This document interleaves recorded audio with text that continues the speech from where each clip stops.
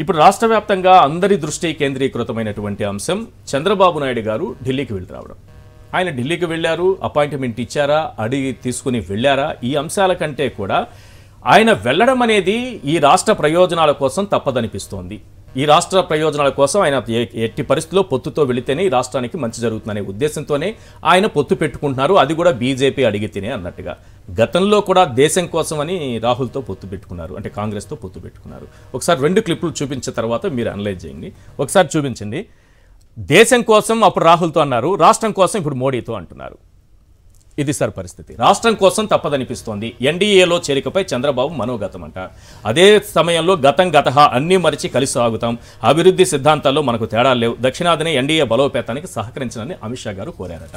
మరి ఇదే దేశం కోసం స్నేహం చేస్తున్నానని ఆయనే గతంలో వెళ్ళారు కాంగ్రెస్తో. ఏంటి ఇది? దేశం కోసమా, రాష్ట్రం కోసమా, టీడీపీ కోసమా? ఎవరికి అర్థం కావట్లేదు. ఒకటైతే అందరికీ అర్థమైపోయిన అంశం ఏమిటంటే, చంద్రబాబు నాయుడు గారు ఒక్కరే 175 సీట్స్కి 25 పార్లమెంట్ సీట్స్కి పోటీ చేసే పరిస్థితిలో లేడు. పోటీ చేస్తే ఎన్నికలకు ముందే రిజల్ట్ను ఊహించేశారు సామాన్యుడు కూడా. కాబట్టి ఆయన రాష్ట్రంలో ఉన్నటువంటి అందరితో కలిసి పొత్తు పెట్టుకుని వెళ్ళాలని అనుకుంటున్నారు. దానిలో పవన్ కళ్యాణ్ గారు ఆల్రెడీ పొత్తులోకి వచ్చేసామని చెప్తున్నారు, బీజేపీ పొత్తులోకి రావాలని చెప్తున్నారు. ఈ ముగ్గురు కలిసి మేము పోటీ చేస్తామని అనేక సందర్భాల్లో పవన్ కళ్యాణ్ గారు అన్నారు. ఇప్పుడు అసలు బీజేపీ వచ్చి ఈ పొత్తులో చేరుతుందా, చేరదా? ఇది ఒక పెద్ద చర్చనీయాంశం. చేరినా మాకు ఎలాంటి అభ్యంతరం లేదనేది మేము చాలా స్పష్టంగా ఉన్నాం. మేము సింగిల్గానే వెళ్తాము. 175, 25 ఖచ్చితంగా జగన్మోహన్ రెడ్డి గారు పోటీ చేస్తారు. ఇంకొక పార్టీని కలుపుకునే అవకాశం లేదు. వాళ్ళు ఇంకా కన్ఫ్యూజన్ ఏంటంటే, చంద్రబాబు నాయుడు గారు, పవన్ కళ్యాణ్ గారు, అదేవిధంగా భారతీయ జనతా పార్టీ 3 కలిసి పోటీ చేస్తాయా? ఒక ఆప్షన్. రెండవది Telugu Desam party, Bharatiya Janata party plus ఆ 2 కలిసి పోటీ చేస్తాయి. ఎవరు? Pawan Kalyan, Bharatiya Janata party 1, Chandrababu 1, YCP 1. ఈ రకంగా పోటీ చేస్తారా? ఇది ఒక ఆప్షన్. ఒకటేం చెప్తున్నారంటే, చిత్రమైన విషయం, అందరికీ అర్థమయ్యే విషయం ఏంటంటే, పవన్ కళ్యాణ్ గారు ఇప్పుడు ఎవరి పొత్తులో ఉన్నారు? 100% లీగల్గా ఆయన ప్రకటించిన దాని ప్రకారం భారతీయ జనతా పార్టీ పొత్తులో ఉన్నారు. మరి చంద్రబాబు నాయుడు గారిని అరెస్ట్ చేసినప్పుడు మన రాజమండ్రి సెంట్రల్ జైలు ముందు మేమిద్దరం కలిసి పోటీ చేస్తామన్నారు. ఇది రాజకీయాలు ఎలా సాధ్యమో నాకైతే అర్థం కాల. మరి ఆయనకు సాధ్యమేమో. భారతీయ జనతా పార్టీతో పొత్తు నుంచి ముందు బయటికి రావాలి, తర్వాత చంద్రబాబుతో పొత్తు పెట్టుకోవాలి. లేదంటే భారతీయ జనతా పార్టీ ప్లస్ పవన్ కళ్యాణ్ గారు కలిసి వీరిని పొత్తులోకి తీసుకోవాలి.